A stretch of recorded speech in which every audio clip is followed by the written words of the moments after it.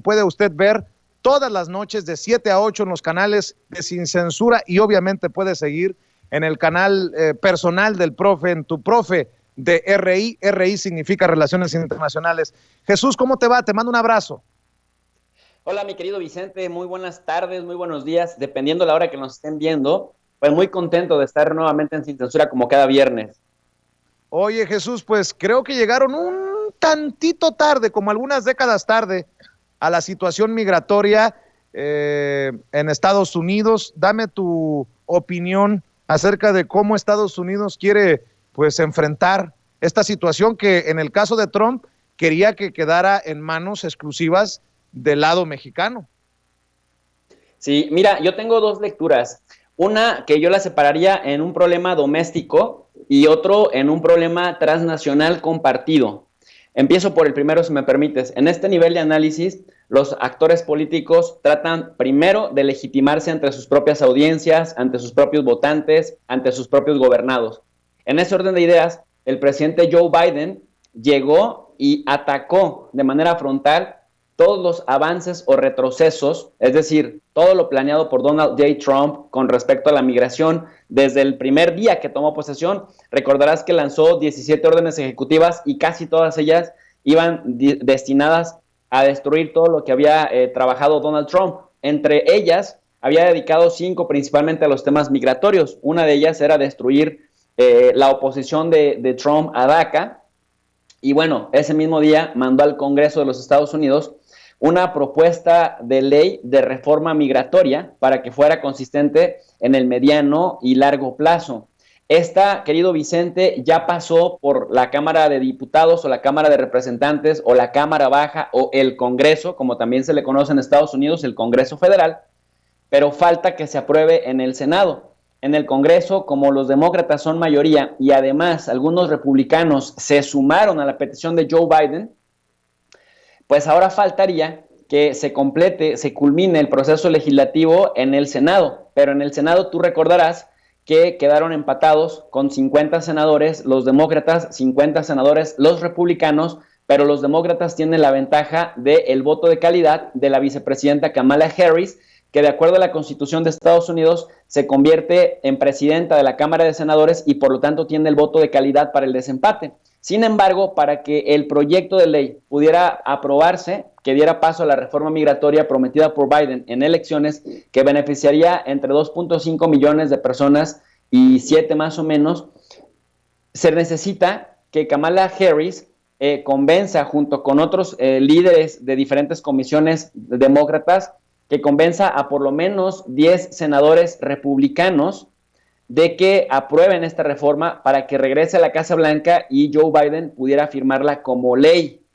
Ya como ley, ya no podrían echarla para atrás otros presidentes que vengan después de Joe Biden. ¿Cuál es el tema aquí? Para entenderlo en el campo de la política estadounidense, en Washington, en el nivel federal. El problema es que los republicanos le dicen a Joe Biden, y además esto lo tienen desde cuando John Boehner era el Speaker of the House de la Cámara de Representantes, desde el 2013 que tú y yo coincidimos, recuerdas, allá en Washington, en esta mega manifestación en el National Mall, el discurso ha sido de los republicanos que aprobar una reforma migratoria como lo hiciera en IRCA en 1986 Ronald Reagan, serviría de incentivo para jalar y jalar cantidades impresionantes de migrantes irregulares que busquen entrar como sea a los Estados Unidos y que después aspiren a tener una green card, una residencia, una visa temporal o después buscar el camino a la ciudadanía. Pero no es el tipo de migrantes que a Estados Unidos les gusta por el racismo, por el clasismo y por el pragmatismo económico, porque finalmente, históricamente, pues Estados Unidos abusa de estos trabajadores rurales, de trabajadores vulnerables, etcétera, pero después no se hace responsable de los costos sociales que esto implica. Y muchos de estos, por cientos de miles o millones, regresan a sus países de origen con enfermedades, sin pensión, deportados. Entonces, ¿qué es lo que ponen como condición estos republicanos en el Senado?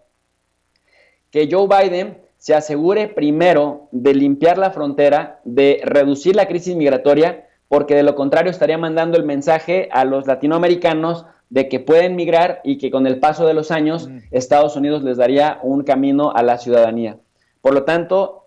pues abiertamente Joe Biden, para congraciarse con el público interno de Estados Unidos, con los potenciales votantes, y más ahora, querido Vicente, que ya ves que todo se le olvida a este señor, y lo digo con todo respeto, pero también se le olvidó que en las campañas electorales dijo que nada más buscaría un solo mandato, y ahora ya salió con que va a buscar la reelección. Entonces, pensando en alguien que se quiere reelegir, si la vida y la salud le dan para ello,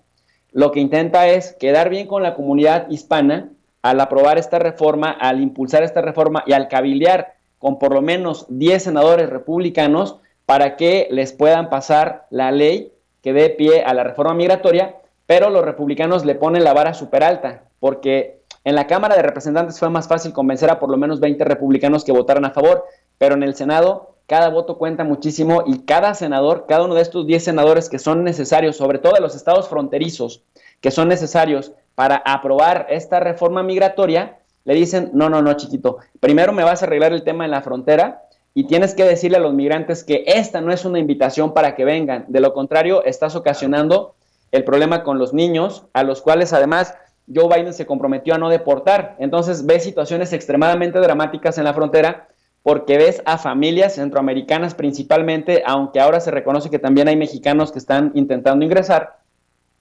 que se tienen que despedir de sus niñas, de sus niños de 7, 6 o 5 años y tienen que decir, mientras me voy deportado a Tamaulipas, tú sigue tu camino y que la autoridad estadounidense se haga cargo de ti. Y ya hemos visto durante la época de Trump y de Obama la cantidad de vejaciones, de abusos y de maltratos físicos, sexuales y psicológicos a los que se ven sometidos los niños vulnerables en estos grandes albergues que el gobierno de Estados Unidos tiene para ellos. Ahora, a Joe Biden, decía yo, y no lo decía en tono de burla, lo decía con mucha sinceridad, se le olvidan muchas cosas, y entre ellas se le olvidó también que emitió una orden ejecutiva el primer día que tomó la presidencia para que México dejara de ser de facto un tercer país seguro. ¿Qué significa esto del tercer país seguro? Que el país de recepción, el país, en este caso Estados Unidos, se convierte en el segundo país al que se van los migrantes. El primer país sería el país de origen, que es inseguro, pero como le explotó la crisis migratoria a Estados Unidos desde hace por lo menos 10 años, cuando Obama era presidente de Estados Unidos,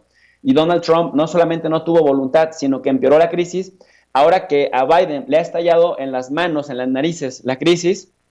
y que entró muy valiente el primer día lanzando una orden ejecutiva para que México dejara de ser tercer país seguro y con ello de alguna manera congraciarse con la comunidad hispana, pues ahora dice a México, oye, mejor sí, siempre sí, ya emití una orden ejecutiva para que dejes de ser tercer país seguro como Trump te tenía sometido, pero sí es necesario que los centroamericanos vayan a Tamaulipas o vayan a Tijuana o vayan a Ciudad Juárez, porque en lo que llevan a cabo su proceso para ver si un juez determina que se queden o se vayan, pues no los queremos acá. Nos comprometemos a no expulsar niños, a los niños los vamos de hecho a construir una base, un gran albergue en Texas, en una base militar para tener por lo menos a 5,000 niños, pero, y aquí viene lo dramático, pero necesitamos que tú te hagas cargo de los papás. La verdad es que con el presidente López Obrador y con este talante humanitario que tiene, y que me parece que a veces lo rebasa más el idealismo que el realismo pragmático, López Obrador, amparado en el derecho internacional, querido Vicente, no tendría por qué recibir a estos migrantes porque materialmente no hay condiciones para protegerles de la inseguridad que se vive en las ciudades fronterizas, incluso en el plano de la salud, en el plano laboral, en el plano de todo lo que se requeriría para que mientras un juez en Estados Unidos determine si les permite la entrada, el reingreso legal,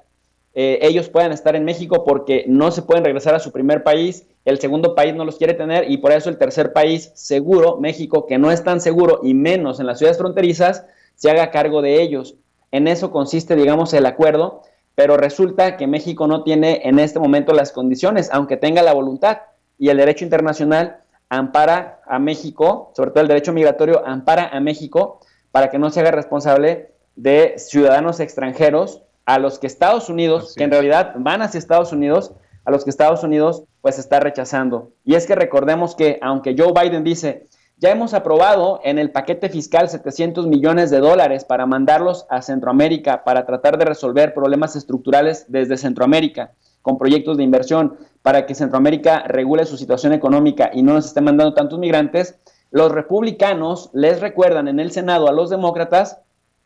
que esa reforma migratoria que están proponiendo, aprobada en los términos que la están ofreciendo, dicen ellos, los republicanos, es una invitación a los migrantes para que vengan ilegalmente y se sientan. Pero como la realidad es otra, por eso les está estallando la crisis en la frontera. Esto dicen los republicanos, y hasta que Joe Biden no ofrezca soluciones reales para lidiar con el tema fronterizo, entonces dicen, no podemos apoyar este proyecto de reforma migratoria, que de aprobarse, y con esto cierro, de aprobarse sería histórico, Vicente, porque desde 1986 no se tiene una reforma migratoria de ese calado aprobada en Estados Unidos, aunque desde el 2005 se ha hablado con mucha fuerza de ello.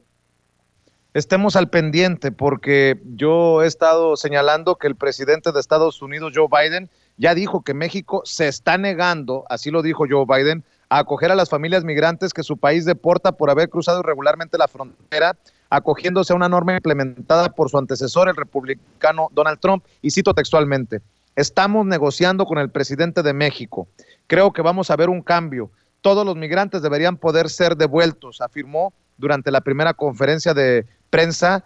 diaria de su gobierno, en una copia muy a su manera, muy gringa, de las mañaneras, de las conferencias de prensa de Palacio Nacional. Estemos al pendiente. Y me guardé